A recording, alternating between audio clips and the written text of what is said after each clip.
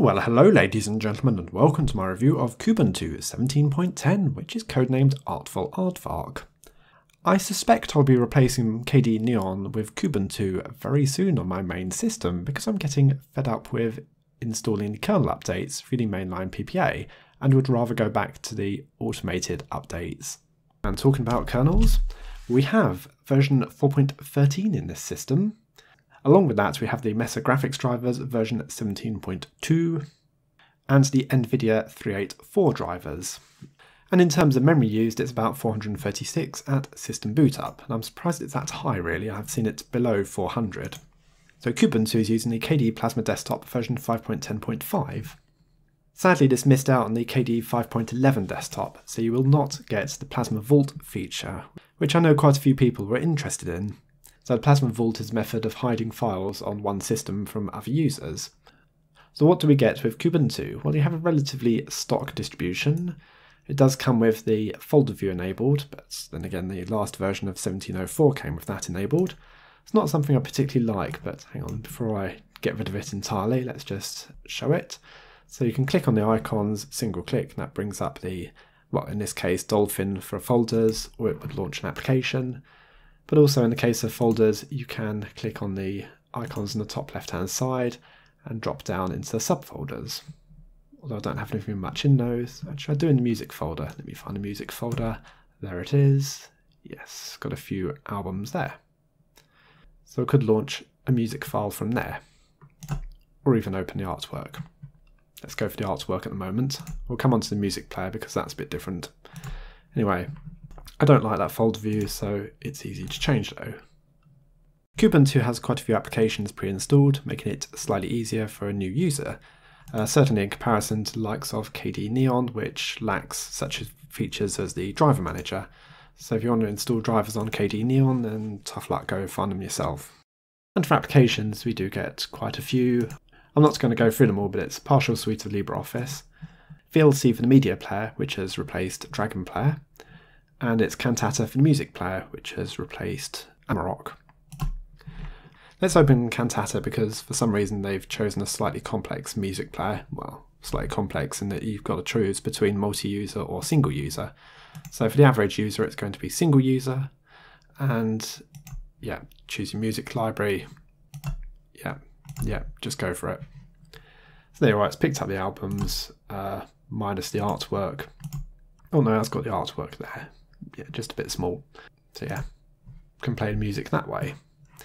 Not my favourite music player.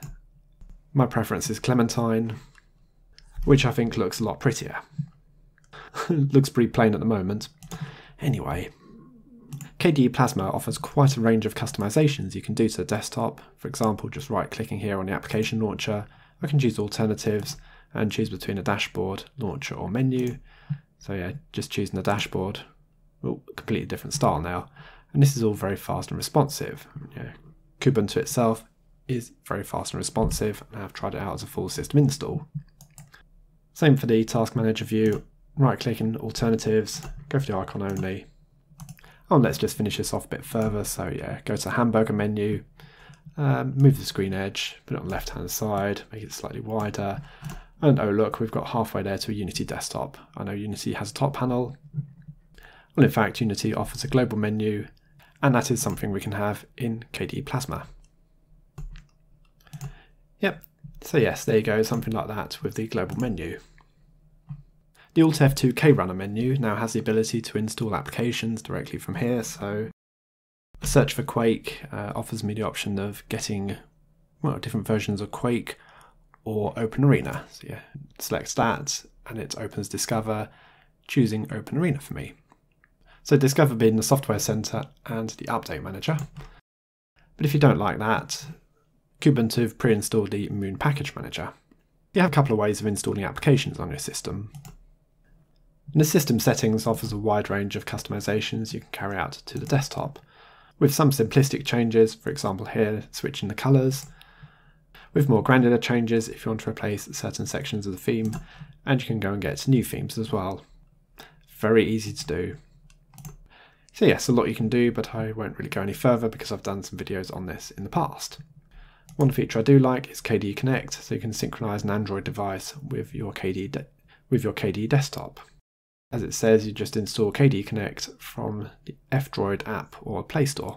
And that will pop up alerts if you receive calls, texts, or if your battery is running out, basically any alerts you see on your phone. But you can also use your phone to control the music player on your system, so you can play, pause, fast forward and rewind. With the loss of the Unity desktop on Ubuntu, Kubuntu does offer a reasonable alternative, although you do have to make an effort to customize your desktop. Although if you want to get the Unity desktop easily, then you can use a distribution like Ubuntu Mate, where it is pretty much point and click. And they have a heads-up display. The heads-up display in KDE Plasma is nowhere near as good. And even that global menu is not that good either, because it doesn't work very well for GTK applications. Actually, I was wrong when I said it was partial suite of LibreOffice. It's actually the full suite of LibreOffice. I didn't recognise all the applications there. The menu in this instance is in the local application, and the font looks like garbage, which you can change. So yes, I will admit that some things do look rubbish, but can be customised to look better. So yeah, overall Kubuntu has been nice and stable, and I look forward to using this as a full system install. Yes, KDE Plasma does take a bit of getting used to, although you can leave it as it is and use the desktop. Is it worth upgrading Kubuntu from an earlier version such as 17.04 or 16.04? Yes, definitely. The Plasma desktop has continued to gain new features over time. Although with 16.04 you can get the backports, but it only brings you up to the long-term support desktop of Plasma 5.8. This is now a couple of versions on, although 5.10 is not actually the current version, it is behind at time of release. With the Kubuntu backports, you can get the up-to-date desktop. Well, thanks for watching, I'll see you all later.